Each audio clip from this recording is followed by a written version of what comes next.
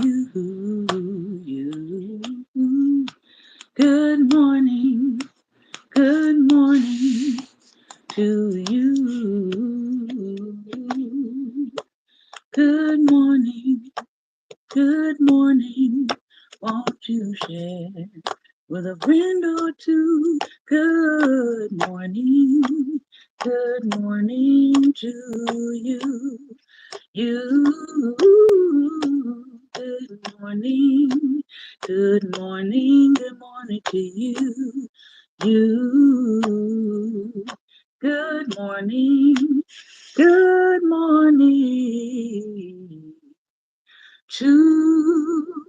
you. And many more, and many more, and many more. Good morning, and welcome to Daring Dialogues. I'm your host today, Shantae Charles. I hope that you're having a great and wonderful day. Listen, if you would do me a favor, go ahead and like the video, share the video, and subscribe to our YouTube page if you're not already subscribed.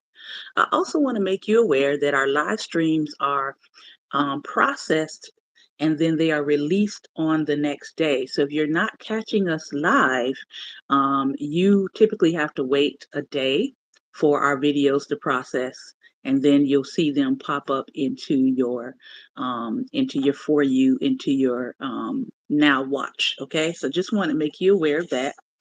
Today is Get Free Friday. It is our Finance Friday. It is our Health and Wealth Friday, where we cover either something to do with health, and we are right now reading this book, Live Nourished, Make Peace with Food, Banish Body Shame, and Reclaim Joy by Shauna Spence.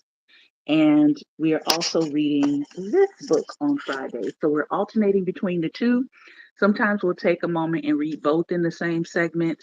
Today we're doing a short segment, so we aren't going to read both. But this is our second book. That's Moving Beyond Broke, The Power of Perseverance in Personal Finance, where Dasha Kennedy is um, laying out the facts on how to improve your financial life in very practical ways, which I feel like this is a good book pick, especially for if you're living in the United States in the times in which we are living in right now, where we know that tariffs that United States citizens will be paying, not the companies, are being imposed, and it is driving prices upwards. Also, in my reflective time this week, I shared it with my other online community, Black Table Talk on Facebook. I did put a note out there that in my reflective time, I felt like I was hearing that definitely you want to get yourself involved with a farmer's market. Get yourself involved with a farmer's community page or a gardener's community page, especially if you are interested in growing food, sharing food. Try to join something that is local to where you are. And make sure you are prepared with some dry goods in this season. Make sure you have plenty of a stock of canned goods, non-perishable items, those kinds of things, right? So you don't need to panic if you are preparing. I'm gonna say that again. You don't need to panic if you are preparing. Today we're going to be talking about through Dasha Kennedy's writing.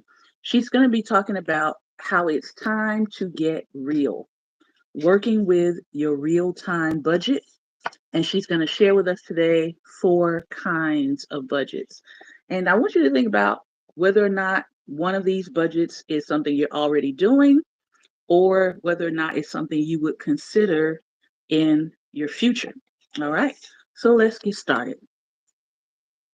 Your blueprint is a starting point to help you figure out where you stand financially so you can create a realistic budget. If you find that your reliable income is, for example, $3,000 a month, but in fact checking you find that you're spending more like $4,000 a month, your real time budget will need an adjustment.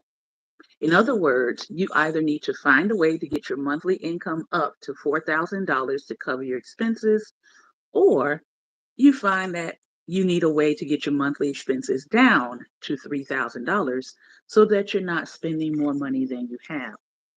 This is essential to financial security. You may be able to live beyond your means for a short period of time by dipping into your savings to cover expenses or by racking up credit card debt, but that is not sustainable and it's the opposite of wealth building. Having a budget is usually the first financial tool that's recommended, since that is what will help you keep your income and expenses synced up. Creating a budget may seem overwhelming, but once you get started, I promise it will be empowering to see where your money goes as you gain control over your income and expenses. And while a lot of people find it challenging to create and follow one, I'm going to ask you to create four, a budget for different phases. Yep, don't worry, this is worth it. If I'm going to teach you how to budget, I'll teach you the way it has worked. I swear it's a lot less painful than it sounds, and it will give you peace of mind in the future. I'll walk you through the steps for creating a budget in a worksheet at the end of this chapter. But for now, let's simply look at each type of budget that's recommended. Being a single mom comes with financial challenges, the writer says, but I found a way to navigate them by creating four different budgets to alternate between depending on my household's needs. Besides different life phases and situations requiring budget adjustments, this practice of custom creating different budgets ahead of time gives me peace of mind when stuff hits the fan. Why? Because one of the hardest things to do when you're in the middle of a crisis is having to figure out your finances while trying to survive.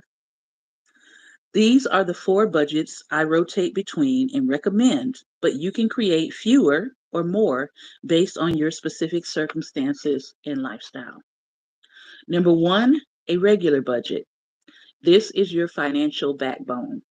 This comprehensive budget will include all essential and non essential expenses like your rent, mortgage, groceries, utility bills, etc. This budget helps keep track of your daily spending and ensures a balanced financial lifestyle. Number two, a seasonal budget. Both of my boys are student athletes, so expenses can add up quickly.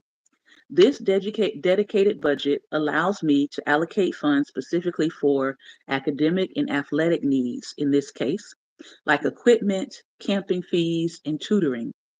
The reason for this separate budget is that these expenses do fluctuate throughout the school year, with the athletic seasons and academic seasons taking a toll on finances.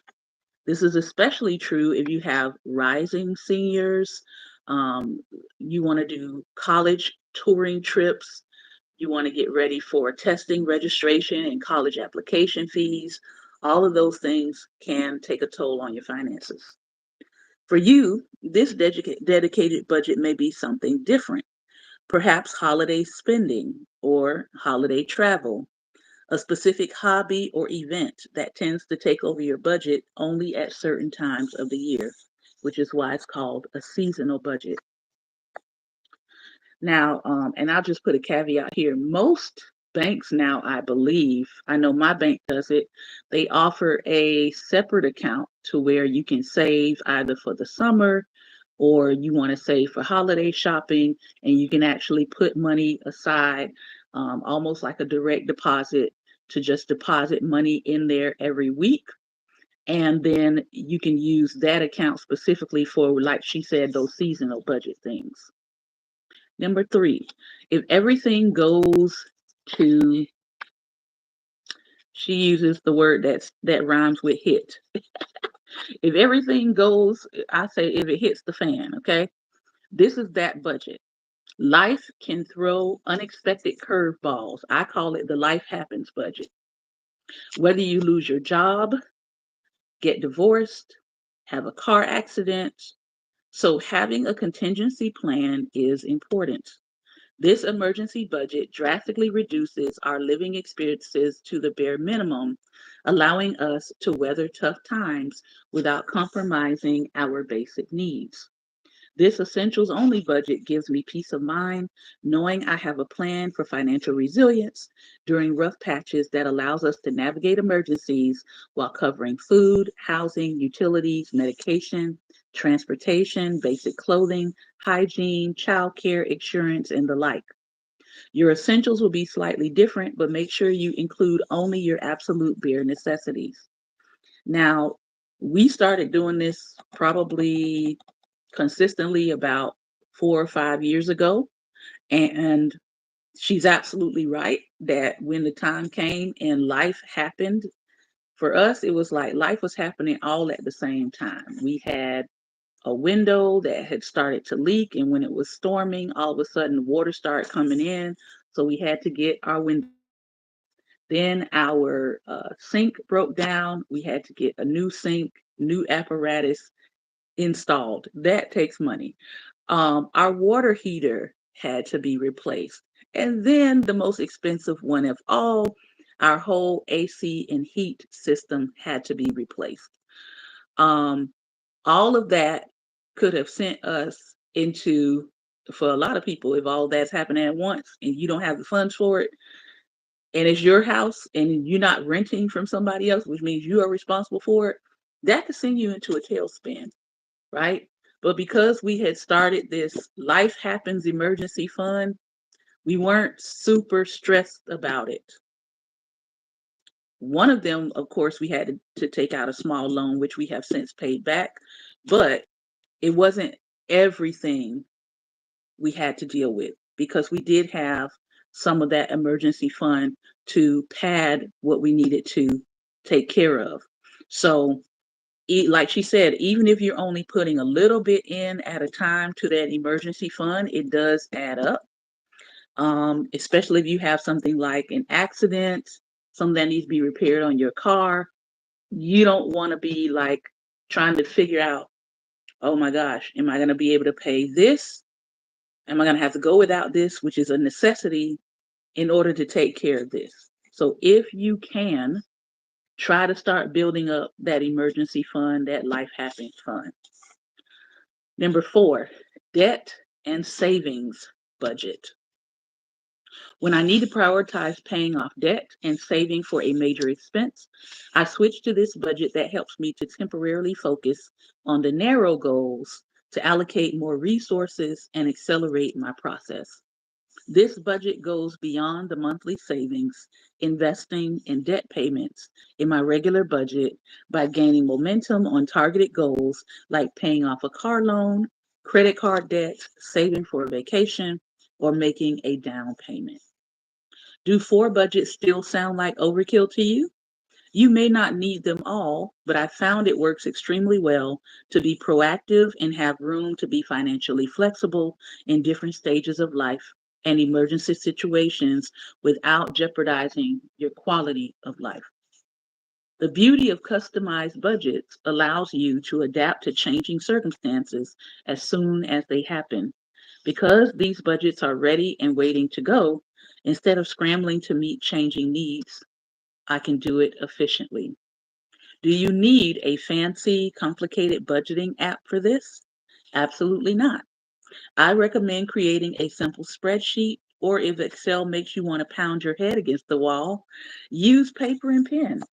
I don't suggest apps because they eliminate the hands on act of learning how to manage your finances versus relying on someone or something else to gather your information, categorize it, interpret it, and tell you what to do with it.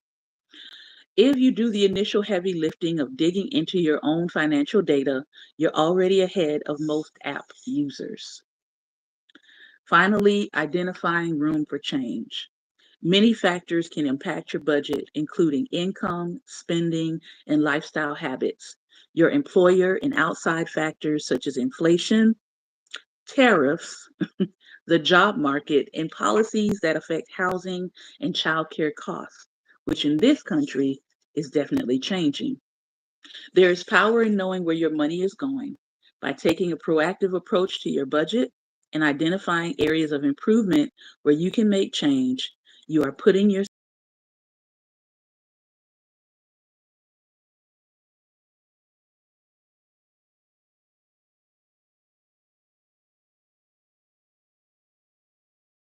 to look for ways to increase your income or decrease your spending. Decreasing your spending looks like reviewing your spending habits and finding ways to cut back on your expenses or saving money in other areas by opting for cheaper alternatives. Increasing your income can involve negotiating a raise or doing side gigs to bring in extra income. All right. So think about it. How many of these budgets do you have? Do you have a regular budget? Do you have a seasonal budget? Do you have a life happens budget? Do you have a debt and savings budget? Now, I have the everything. I have a regular budget, and then I have a debt and savings budget, um, which I sort of use that to tie into seasonal. But I like the fact that she has them. I like the way she has divided these budgets up. All right.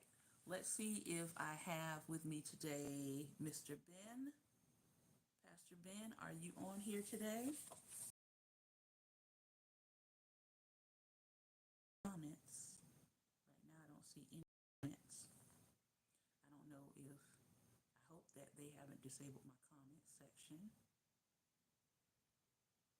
but I'll wait for a moment to see if anything comes up. Pastor Ben, are you on here today? Let me see.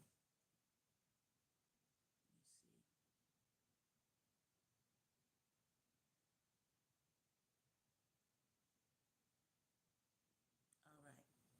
I don't think he is on today. I don't see any messages on the bottom here. So this is going to conclude our reading for today. Think about your budget. Next time that we return on Friday, next Friday, we'll be reading from both of these books, Moving Beyond Broke by Dasha Kennedy and Live Nourished by Shauna Spence. All right. Grab these two books if you want to read with us on Fridays, because this is where we're going to be for the season. All right. Remember, light is the most daring opposition to darkness. So continue to go out and be light. I hope you have a very fruitful, productive, and peaceful weekend. Feel free to join us back here on Sunday at 2:30 p.m. Eastern Standard Time. That's our Sunday dialogue, and I will be talking about the Sermon on the Mount. All right. Take care, be well, and most importantly, be light.